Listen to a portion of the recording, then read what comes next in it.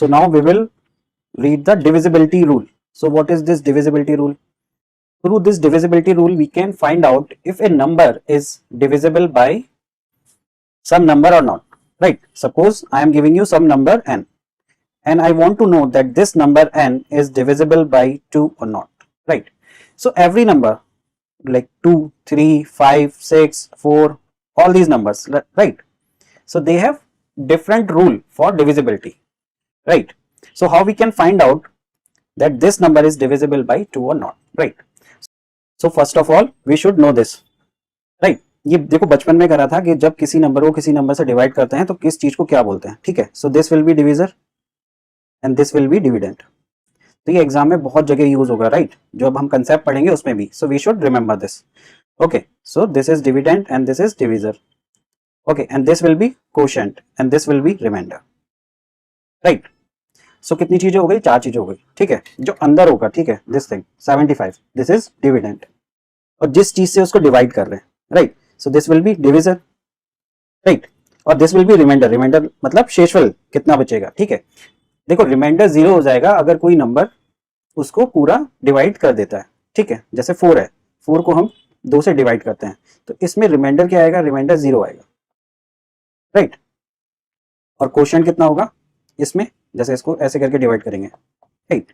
So 2 2 4, so we got remainder as 0। This is divisor, this is dividend, this is quotient. Okay, I hope ये आप सबको समझ आ गया होगा। चलो आगे बढ़ते हैं। Now why we are reading this divisibility rule, right? So why we need divisibility rule? जब हम किसी नंबर को डिवाइड कर सकते हैं तो हम why we are reading this divisibility rule, ये समझना बहुत इंपॉर्टेंट है, right? So why we are reading this, कि यहाँ पे हमें डिविजिबिलिटी रूल करके हम जस्ट नंबर को देख के या मिनिमम कैलकुलेशन करके ये पता कर सकते हैं कि ये नंबर डिविजिबल होगा या नहीं, राइट? तो यहाँ पे हमें क्या करना है? यहाँ पे हमें एक्चुअल जो डिवीजन है वो करके नहीं देखना है, ठीक है? So what we can do, just by applying those rule we can find out that this number will be divisible by that number or not, right? So that's why we are using the divisibility rule. Now suppose I am giving you one number 381 and I want to know like this number will be divisible by 2 or not, this number will be divisible by 5 or not, right? So we want to know this. So अब इसको आप divide करके नहीं देखना है उसको, ठीक है? आपको जस्ट देख के बता देना है या मिनिमम कैलकुलेशन करके फास्ट, जिससे कैलकुलेशन आपकी हो जाए, ठीक है? सो यहाँ पे एक्चुअल डिवीजन नहीं करना है, that's why we are using the divisibility rule.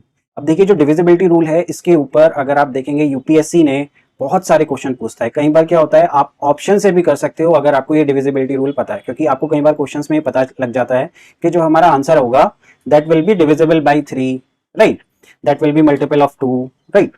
So if we know the divisibility rule तो वहां पे हम थ्रू ऑप्शन से भी बहुत सारे क्वेश्चंस को कर सकते हैं। सो this is the most important topic of number system, right?